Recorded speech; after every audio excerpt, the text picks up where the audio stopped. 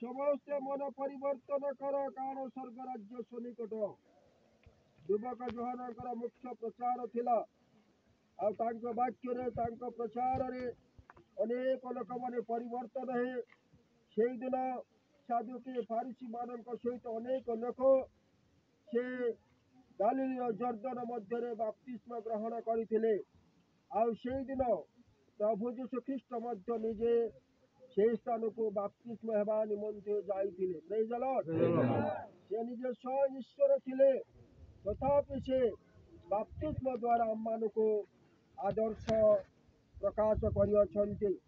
କାରଣ ବାକ୍ୟରେ ଲେଖା ଅଛି ଯେ ତୁମ୍ଭେମାନେ ମନ ପରିବର୍ତ୍ତନ ନ କଲେ ସ୍ୱର୍ଗ ରାଜ୍ୟକୁ ଯାଇପାରିବ ନାହିଁ। ତୁମ୍ଭେମାନେ ନୂତନ ଜନ୍ମ ନ ହେଲେ ସ୍ୱର୍ଗ ରାଜ୍ୟର ଅଧିକାରୀ ହେଇପାରିବ ନାହିଁ। ସେଇଦିନ ପ୍ରଭୁ ଯୀଶୁ ଖ୍ରୀଷ୍ଟ ନିକୋଦେମଙ୍କୁ ଏହି କଥା କହିଥିଲେ। ପୁନର୍ଜନ୍ମ ନ ହେଲେ ଅବଶ୍ୟ ତୁମେ ପୁନର୍ଜନ୍ମ ହେବାକୁ ପଡ଼ିବ। ପୁନର୍ଜନ୍ମ ନ ହେଲେ ତୁମେ ସ୍ୱର୍ଗ ରାଜ୍ୟକୁ ଯାଇପାରିବ ନାହିଁ।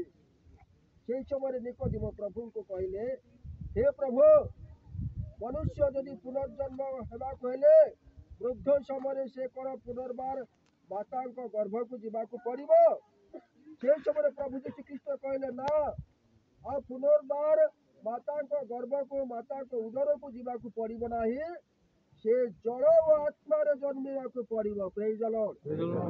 ଆଜି ଯୋଉ 2 ଜଣ ପୁଅ 3 ଜଣ ଝିଅ ମାନେ ଏ ସ୍ଥାନକୁ ଆସିଛନ୍ତି ଜଳ ଓ ଆତ୍ମାରେ ଜନ୍ମ ନେବାକୁ। ଜଳ ହେଉଛି ଜୀବନ, ଜଳ ପବିତ୍ର। এই ଜଳରେ ଆମମାନଙ୍କର ଜାଗତିକ ଶରୀର ଧୌତ ହୁଏ, କିନ୍ତୁ ଆତ୍ମିକ ଭାବରେ ବାପ୍ତିସ୍ମ ନେଲେ ଆତ୍ମିକ ଜୀବନ ଧୌତ ହୋଇଥାଏ। ଆମମାନେ ଖ୍ରୀଷ୍ଟିଆନ ଜୀବନରେ 2 ଥର ଜନ୍ମ ଅଛି। ପ୍ରଥମ ଜନ୍ମ ହେଉଛି ମାତାଙ୍କ ଉଦରରୁ ଆମେ ଜନ୍ମ ହେଇଥାଉ। ବାକ୍ୟ କୁହେ, ମୋ ମାତା ମୋତେ ପାପରେ ଗର୍ଭଧାରଣା କଲା ବୋଲି ଲେଖାଯାଇଛି। ଆମେ ଯେତେବେଳେ ମାତା ଉଦରରୁ ଜନ୍ମଗ୍ରହଣ କରିଥାଉ, ପାପରେ ରକ୍ତ ମାଂସ ଶରୀର ପାପରେ ପତିତ ହୋଇ ଆମେ ଜନ୍ମଗ୍ରହଣ କରିଥାଉ। ଆଉ ପ୍ରଥମ ଜନ୍ମ ଦ୍ୱାରା ଆମେ ସ୍ୱର୍ଗ ରାଜ୍ୟର ଅଧିକାର ହେଇପାରିବା ନାହିଁ। ସ୍ୱର୍ଗ ରାଜ୍ୟ ଅଧିକାର ହେବା ନିମନ୍ତେ ଦ୍ୱିତୀୟ ଜନ୍ମ ହେବାକୁ ପଡ଼ିବ।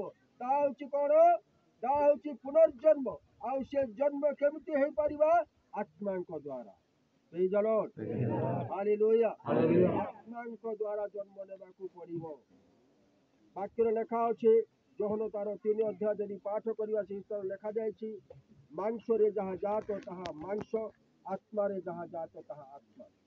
ମାଂସରେ ଆମେ କେମିତି ଜାତ ହେବା? ମାତାର ଉଦରରୁ ଯେତେବେଳେ ଜନ୍ମଗ୍ରହଣ କରିବା ସେ ସମୟରେ ମାଂସରେ ଜାତ ହେଇଥାଉ। ରକ୍ତ ମାଂସ ଶରୀରରେ ଆମେ ଜାତ ହେଇଥାଉ। ଆତ୍ମାରେ କେମିତି ଜାତ ହେବା? ପବିତ୍ର ଆତ୍ମାରେ ଜଳ ଏବଂ ଆତ୍ମାରେ ବାପ୍ତିସ୍ମ ନେବା ଦ୍ୱାରା ଆମେ ଆତ୍ମିକ ଭାବରେ ଜାତ ହେଇଥାଉ। ପ୍ରେଜ୍ ଦ ଲର୍ଡ। ଆତ୍ମାଙ୍କ ଦ୍ୱାରା ଜାତ ହେବାକୁ ହେଲେ ପୁନର୍ଜନ୍ମ ହେବାକୁ ପଡ଼ିବ। ଦ୍ୱିତୀୟ ଥର ଜନ୍ମ ହେବାକୁ ପଡ଼ିବ। ସେଇ ଜନ୍ମ କ'ଣ? ବାପ୍ତିସ୍ମ ଦ୍ୱାରା। ମନ ପରିବର୍ତ୍ତନ କରି ଯଦି ବାପ୍ତିସ୍ମ ହେଉଛୁ, ତାହେଲେ ଆମେ ପୁନର୍ଜନ୍ମ ହେଉଛୁ। ଆଜି ଏଇ ପୁଅ ଝିଅ ମାନେ ଦ୍ୱିତୀୟ ଜନ୍ମ ପୁନର୍ଜନ୍ମ ପାଇବା ପାଇଁ ସ୍ଥାନକୁ ଆସିଛନ୍ତି। ପ୍ରେଜ୍ ଦ ଲର୍ଡ। ହାଲେଲୁୟା।